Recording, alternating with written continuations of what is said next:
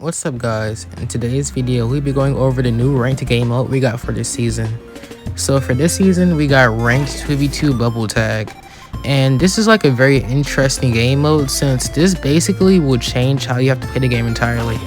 So I'm gonna go to my first game and I'm gonna play Kaya. Now I picked Kaya because number one, she has a lot of speed, and number two, she has some of the best weapons in the game for this game mode, which is spear and bow. And the reason that ranged weapons are going to be really good in this game mode is because your main objective is to hit your opponent one time pretty much and put them in the bubble.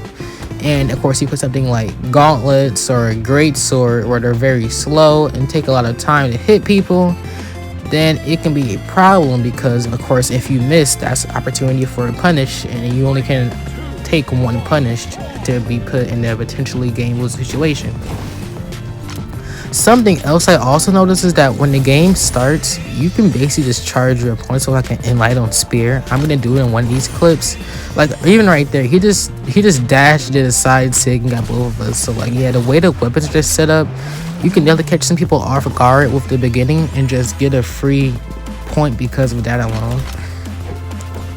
Yeah, so basically just take your time and don't be extra, and as long as you take your time and play some ranged weapons, you should be good. Like right there I just did a dash sidelight and I got him.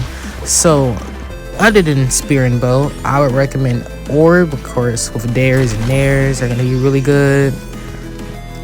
I mean, you can also abuse some sigs like their dare. I try to use size D sig, but I mean Kai's D sig, but I really just go for light attacks more than signatures unless you're like using theater or something, which is like the only character I really recommend using the Lancer battle boots on, basically, because she's still broken. But yeah, this isn't going to be the most difficult game mode, so I could easily see if you want to grind to get that 250 I think it is, or 500, one of them ranked games, one for that exclusive blue title. I could see this being a very easy game one to get because that will be a rare title since nobody's actually gonna play this game mode that much besides like the really dedicated players. I would say the most important stat is going to be, of course, dexterity and speed. So if you can find a high dexterity, or at least a decent dexterity, high speed legend that has a ranged weapon, you're going to be good.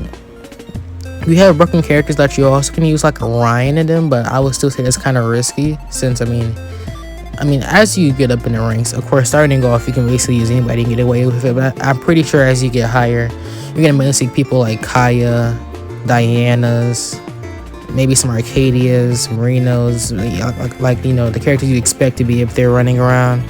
But yeah, that's the new game mode. Also, one thing I almost forgot to talk about is that you can ban a map, and of course there's a lot of maps. I would just ban whatever map you feel has the most space to, you know, avoid some really long games with your opponent and you just backdashing and dashing.